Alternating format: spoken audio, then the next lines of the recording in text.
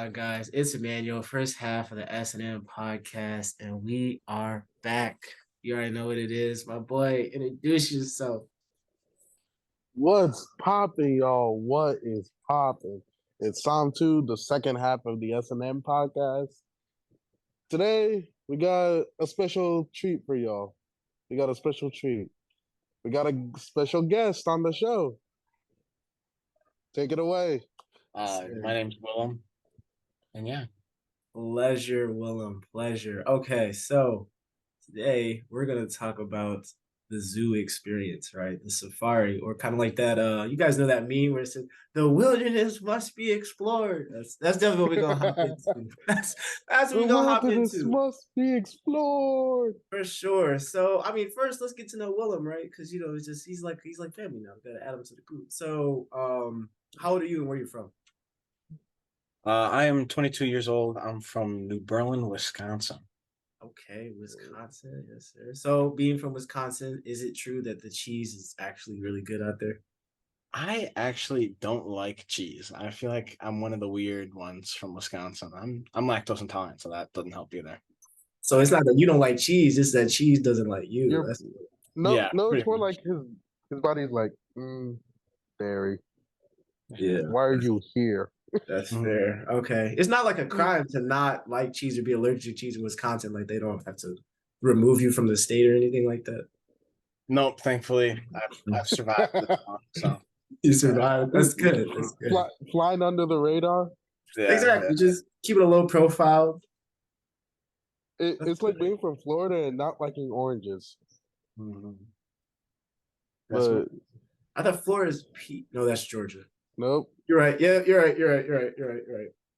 You can tell I don't Mind you, really go in too many I'm places. almost certain that they recorded the song "Peaches and Eggplants" in Georgia.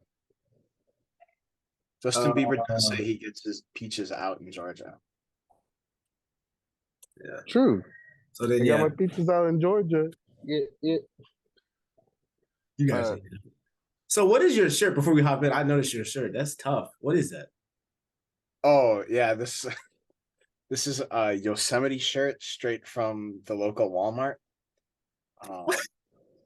When you say local Walmart, do you mean like the one here or like The one here, in- the one like across the river from Oshkosh. Oh, you go to Oshkosh? Yeah. Oh, okay, got you. Okay, that's what's up. I knew you both in Wisconsin, but I didn't know how you knew Soptu. Just that you knew Soptu. So. Yeah. Hey, I'm not going to say what I was gonna say. Never mind. You thought about that one. He thought that one out. He's like, maybe not. Okay, No, so not a good idea. not a good But idea. nah. My boy made a judgment call. That's what we call maturity, ladies and gentlemen. That's what they mean when they say think before you speak. That's a prime example. But you ready to get into this? Yeah. So I guess so. What do you do? Because that'll kind of help to set the stage, if you will, for just the rest of the conversation. Honestly. Yeah. So I primarily work right now in conservation education. Okay. I started with my very humble beginnings as the front gate ticket seller, and sort of worked my way up over a year or so and just took advantage of every opportunity I had. And then I'm also a music education major. That's what I'm studying in school. And so being able to blend the two backgrounds have helped out a lot. You got it. Interesting. Because I was like, I remember talking to you a little bit about this a little earlier. Like, where did you basically, how did you use both your experiences working in conservation to impact your life going towards music education? Well, it's actually been just about the exact opposite. I always was in music education, and my love for animals and that kind of stuff was always just a side thing. And so, especially like being here on campus and learning more about in-depth um, ideas of how to like teach a child holistically and how to differentiate my instruction for students with special needs and that kind of stuff. Mm. Uh, Okay. it wasn't until I took an internship over the summer that I was able to merge the two.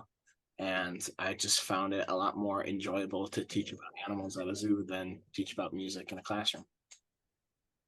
Interesting. Okay.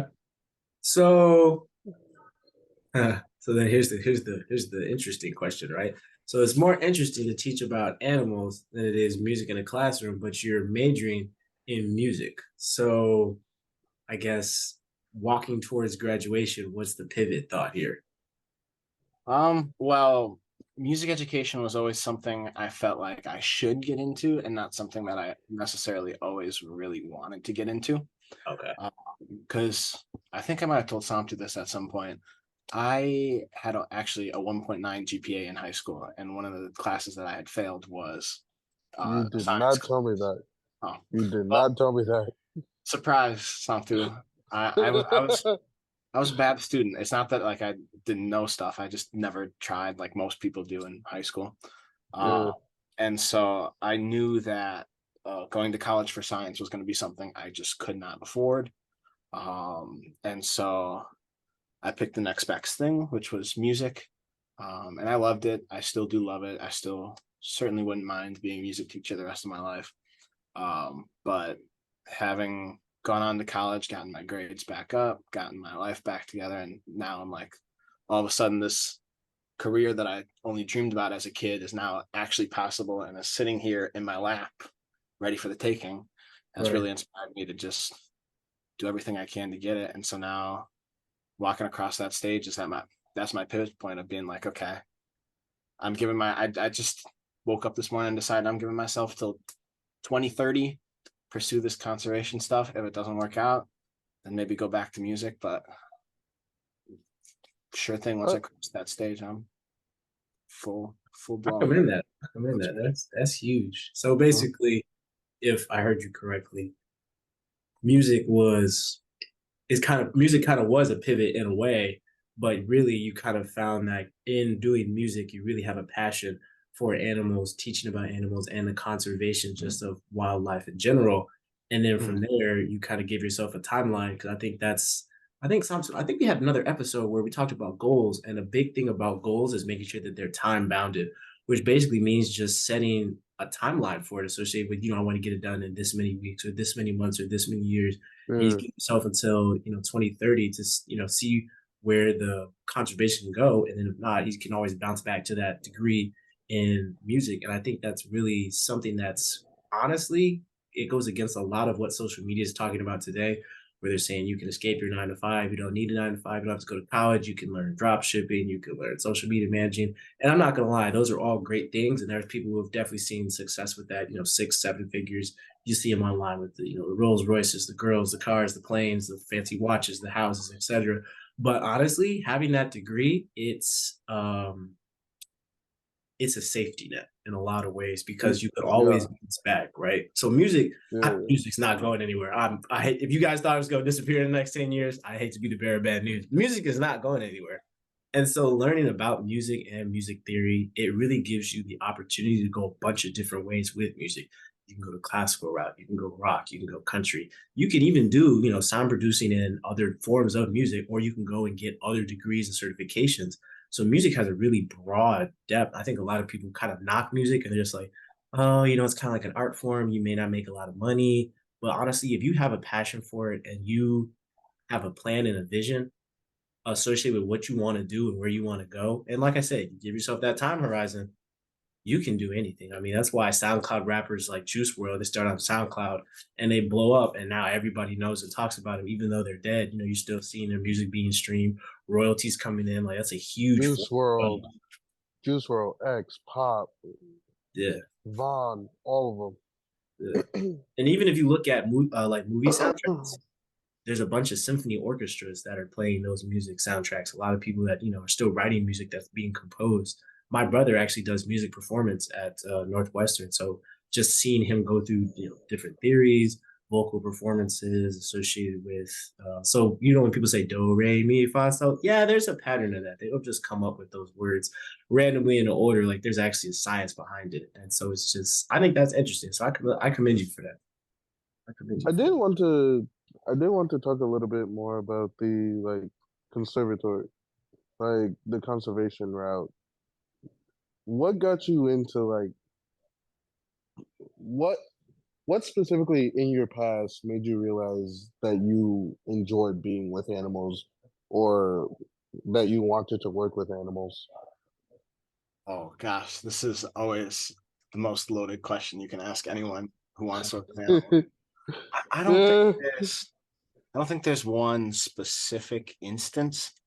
Growing up, my parents took me to the zoo a lot.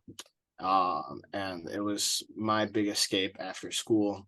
I'd go a lot with my grandma, and it was just all that they talk about from my childhood. And then I went on this trip to Alaska with my family, and I think that was the first time where I really saw animals in the wild doing their natural thing. Hmm. I remember being on a whale watching trip and just being in awe of these massive creatures that have traveled all this way for this little bit and then have to go and travel all the way back over there. And that got me really fascinating. And then growing up, I did a lot of water sports. So I was a sailor, I was a surfer. And so that really got me into marine animals and marine biology. And that sort of got me into conservation. So it wasn't one like particular instance, but more of just like it's just always been a part of who I am, I guess, since I was a child.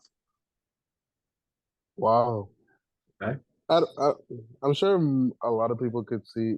I don't know if everyone could see my face, but when he said whale watching, I was astonished because not like I'm just being honest. I can never see myself doing whale watching only because of the fact that have you ever seen a whale? Those things are huge.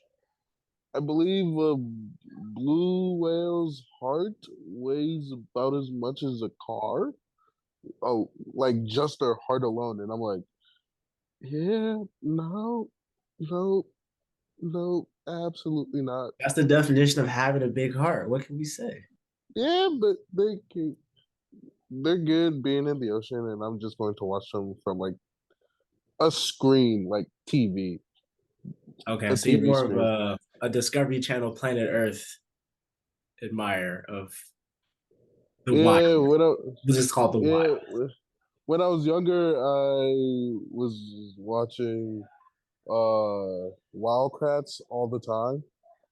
Like that was my go-to show, and that was where I first started learning about the wildlife through shows like Wildcats, and then after that, I started going to the zoo, and they're they have a lot of different programs that allow you to learn more about wildlife, and I'm like, I really like this, but I just it's very interesting, and what they do is very crucial work, like being able to educate not just being able to educate not just the younger generation but also the current generation because we're the only people that can make a difference not only within the actual wildlife but also within like our own communities because we have a lot of different types of animals that end up living with us such as pigeons, crows,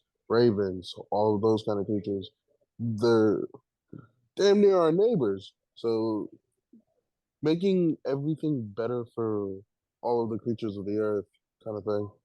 No, that's definitely a good point. Okay, so you said whale watching and you went to the zoo. Now you mentioned, I did notice that you mentioned the zoo is kind of an escape for you. And, I think it's huge. And especially, I mean, just all of us being men in this world, there is a lot of challenge and stress that are put on men, whether that's to perform. Because I mean, if you think about it, if you're in sports, like you mentioned, you're in sports, you did sailing. Like in sports, there's a hierarchy. There's a winner and there's a loser. Like there's the best guys on the team and there's not the still good guys on the team. And so I feel like just having a lot of stress as men, just being able to have that outlet, whether it's going to the gym, whether it's going to the zoo, whether it's hopping on the game with the boys, whatever the case may be, having that outlet is super critical. And I think that that's really cool that you were able to do that with your family. You know, that's you guys were able to go to Alaska, which I mean, most people have never been to. I would be included in that list of people who've never been to Same here. Alaska. Right, like never been to Alaska, and so that's just super cool that you were able to have that real life experience and just kind of see the creation that God has, made. Like Santi was saying, whales, if their heart is as big as a car, I mean, how big is the actual whale? And you got to see that, up close. I mean, watching stuff on the Discovery Channel was definitely great, but seeing that in person, it really just kind of make you wonder, like, wow, somebody actually took the time to design this, create this, and now I'm getting to witness this in real life. And sometimes that's just so surreal. So also as a fellow surfer, surfing is fun. I don't know if you ever surfed on too, but surfing is fun. I surfed off the coast of Maui when I was 8. So surfing is on vacation. I'm sure I've told you about it. No, no, you haven't. What is up with me learning more about the people that I thought I knew? Bruh, You know what they you say, never learn told me something new that every you surf. day. You never told me that you surf Willem. You never told me that about high school. Would you like to Okay, add your secret to the group before we continue? I don't really know if I got any that are like that. For sure. Okay, Willem. Yes, So I noticed that you have a rhino on your hat. I do. Is that like one of your top 5 favorite animals? This is another loaded question, and keep asking loaded questions. Um, The loaded questions is what makes for a good podcast episode. yeah. See, I always tell people there are like favorite animals, and then there's like favorite individual animals that I know of. The Mhm. difference. So like for example, I like Pacific white-sided dolphins. I think they're really cool. I don't have any connections with those animals like I do Oh. the jaguar at our zoo, who's my favorite animal that I have a connection with, and that kind of stuff. Okay. So it's hard to always say what your favorite animal is because there's the animals that you like working with and you like teaching about, and then there's also the favorite animals that you just like watching and are fascinated by. And it's also just I think that's for me was the big escape at the zoo is just it helped me understand a lot more about the world around me by going and Mhm. seeing all these different types of species who experience the world differently than us. Who have there's a term for it. I think it's umwelt. I could be pronouncing it wrong. I just read. I was starting a book on it earlier this month, but I never finished it. But yeah, each species has their own umwelt, and they see and sense the world differently, and they have different senses than us. And it's fascinating to me. It really opens your eyes to be like, oh man, this life is more complex than I thought it was. Really?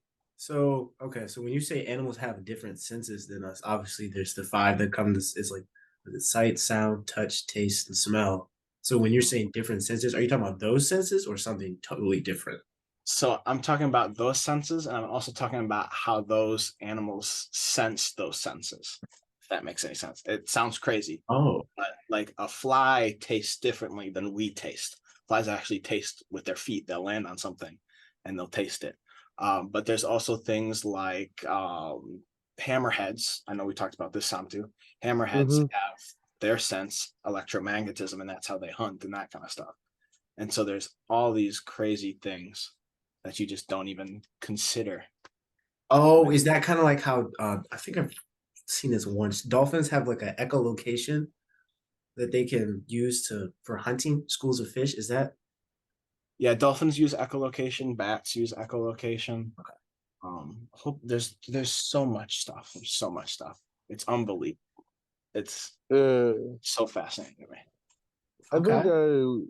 I watched a video literally earlier today talking about how pigeons have like such extrasensory capabilities that they're able to sense like they're able to see in 340 degree they have 340-degree vision. That's one. And two, they're able to see like different types of light aside from what we're able to see. So I'm Yeah, but like, pigeons' eyes are like over a year. I'd hope they could see that much. Also, I ain't gonna lie, no, pigeons are just weird. I'm not even gonna lie. I don't. no. Pigeons weird, man. Pigeons are the only Okay, bird so who literally will take a hot dog from a child and not think about it twice. Well, that's Seagull. because they were domesticated. They were originally pets for people, and then we just sort of just like let them go, and they just survived. I feel like a seagull is worse than a pigeon. Hey, I love seagulls. How dare you? I don't know. I done seen some pretty evil pigeons and seagulls, man. That is the pigeons. They be looking at you. I will admit, seagulls are a little more aggressive than pigeons. They swear, hey, mine. You know, that's just all I see. I see seagull. I think Nemo. It's a correlation. Now, most people see Nemo, they think fish. I think seagulls and the girl with the braces. But that's And see, so that's the perfect example too about what fascinates me about conservation education is there's so many beliefs that we have built into us from these like childhood shows about like Mhm. the classic example, Lion King. Lions are great, they're awesome, they're beautiful. Hyenas, they're evil, they want to kill you and all that kind of stuff. And it couldn't be further from the truth. And so that's what I love so much about education is going and breaking down those beliefs that we just have because we watched a show once about it. so. Yeah, Wait, hyenas are evil. Oh no, hyenas are more they're the likely to want to sweetest run thing. away. Hyenas are more likely to want to run away from you rather than actually kill you. Yeah, they're I love. We have two spotted hyenas at my work, and I'm fascinated by them. I have them on my door, hanging on my door in my dorm too. I just they're amazing. Yeah, Huh. he's not wrong. I definitely did. I think I've created some biases from TV shows, cartoon TV shows, to be even more embarrassed. But yeah, You were talking about like your experiences with seeing animals not only in the wild but also having a connection with the animals that you work with.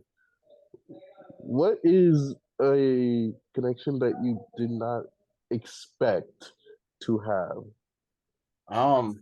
That's a great question. Uh, I think there's two that come to mind. The first that comes to mind is the first time that I felt like I had a connection with an animal. Um, Actually, we'll toss that one out. There's another one that just came to mind that I think is really cool. Um, the one that I was most not expecting was I was at the Texas State Aquarium in Corpus Christi, Texas in January. And I Hmm. was just going, I was fascinated by the bottlenose dolphin population they had there. And I wanted to get to know more about bottlenose dolphins in human care before going out into the wild and trying to find these animals. And Yeah. I would sit in the underwater viewing for their dolphin habitat.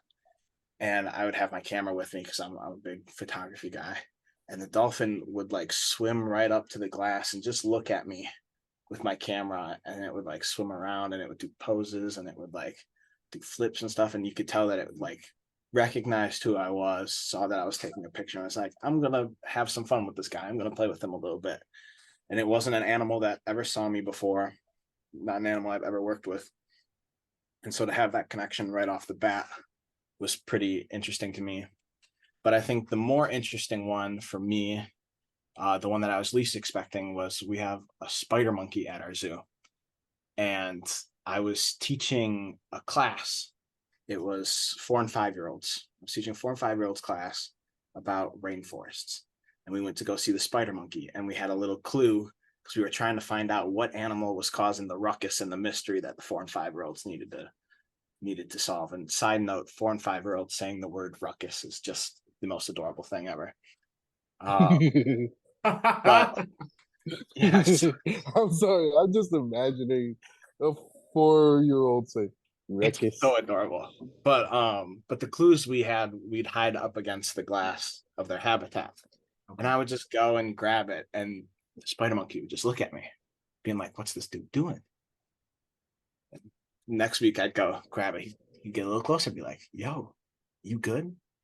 The third week I did it, and he freaked the crap out. He started going like pushing stuff all across the habitat. He was flying back and forth, and he was just playing.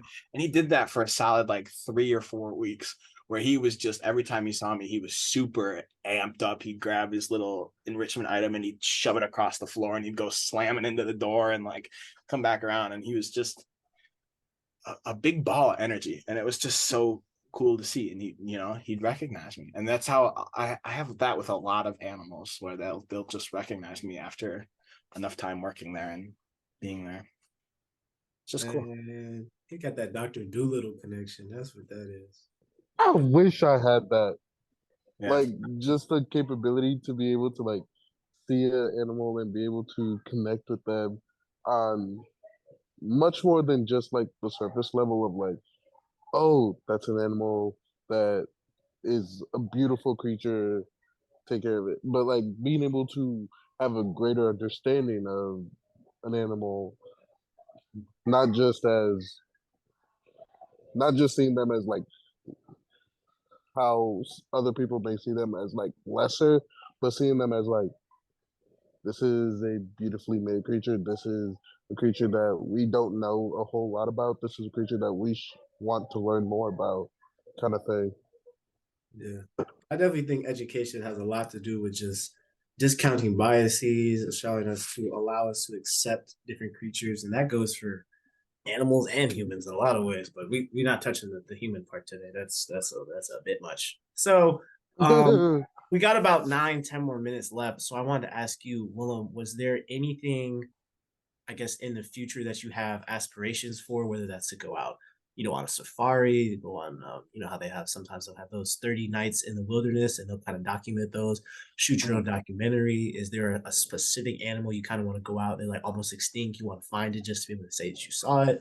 Or is there some like what experience or futuristic goal do you have associated with the conservation side of things? And also, what future goal do you also have for just music associated with what you want to do there too? Because you do both, so it's not necessarily like one is way above the other one, but obviously you have a really big passion for conservation, but definitely want to hear some more about the music just for a variety of the listeners.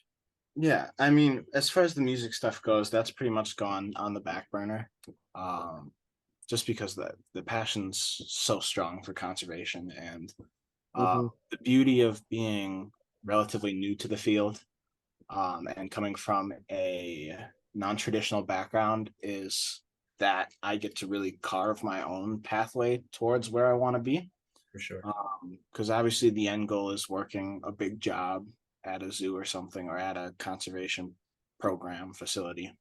But in terms of how to get there, I'm keeping my options open right now. I have a job interview tomorrow to be a boat captain for a microplastics research vessel. Okay, congrats. But also it's like I have plans to hopefully go and become a certified safari guide in South Africa, and go and work there for a little bit. And yeah, I have my photography stuff that I do on the side, so if that ever takes off, that's another thing as well. But I think the beauty of conservation is it's not a great paying job. It's not a very stable job, but damn, it'll take you all over the world. And growing up watching people like Steve Irwin, or now there's Forrest Galante on the Discovery Channel, traveling the world, it really inspires you, and it's very possible. I have a friend that I worked with at a zoo. He's like, anytime you want to go travel and research, hit me up, and I'll cover half, you cover half, we'll go and do stuff. So there's plans right now in the future to go to Belize and study jaguars as they're coming into more human conflict. I have a jaguar necklace on. That's kind of my animal. That's tough. I didn't even notice that. You're right. Yeah, but there's a whole Oh, bunch of stuff. I'm sort of keeping my options open. I'd love to study primates.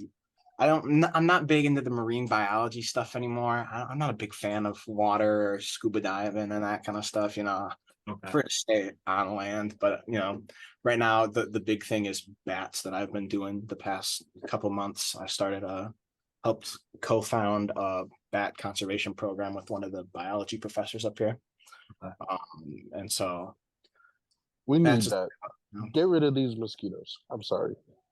they Well, they mosquitoes are serve some a of the mosquitoes serve a purpose, so we need mosquitoes, but we They don't need. do? yeah. Yeah. Oh, everything serves a purpose. Okay, that would okay. Actually, I would not to cut you off, Santu. That I actually want to hear because I'm not gonna lie. For years, I'm like mosquitoes just continue to make me scratch in the summer. So what, what are mosquitoes? Because I'm not gonna lie. So I'm also not gonna lie. The one thing that I don't do is insects. So as far as their I don't specific blame you. purpose, I'm not entirely sure. Normally, it's like population control of their prey.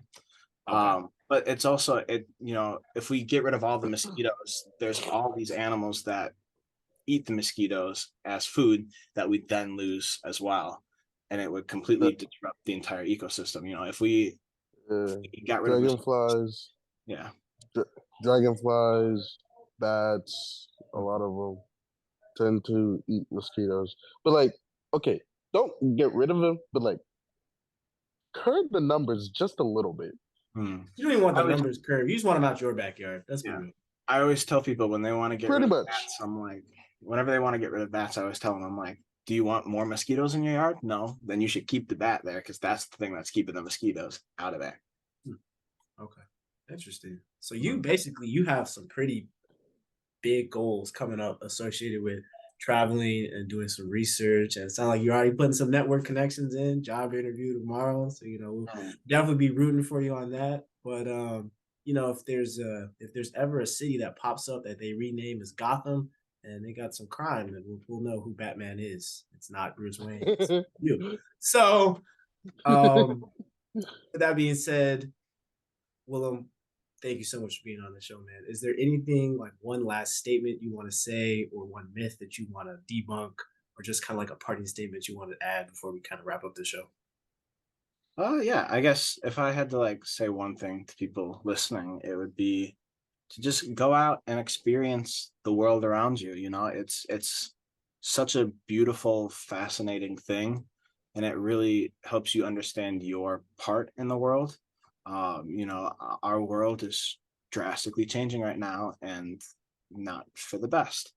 And there's a lot of Mhm. people who are not believers of things like climate change and that kind of stuff. So get out there, experience this thing for yourself, make your own opinions about it, and just do your best to save the life that's here on this planet while we still have a chance. Yeah. Love that. Love that. Okay. Well, Willem, definitely appreciate you coming on the podcast, sharing some wisdom, debunking some myths, even some myths that I was holding near and dear to my heart. I will look on hyenas with more love from now on. I didn't know you were actually evil bullies. That's my bad. And yeah, for sure. So associated with the video, guys, like, comment, subscribe, comment down below your favorite animal, who first introduced you to animals, and yeah, just what's your favorite part about nature. But with that being said, my boy Samtu, you know why the people come here, man. They wait for this part for the entire episode. They wait for you to close it out. So let's give the people what they want because you know what they say. The customer is always right. Yes, sir. We appreciate y'all. We appreciate y'all. We appreciate y'all. I can't say it enough. We appreciate y'all.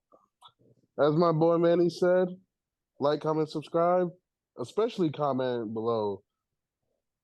We want to know what is your guys' favorite animal. Like, I'm honestly curious. Y'all already know what I'm gonna say. The train is coming, y'all. The train is coming. Pause. And thanks again to our special guest, Willem. We appreciate you being on the show today. Thank you. Thank you for having me. Appreciate it. All right, guys. Peace out. Peace.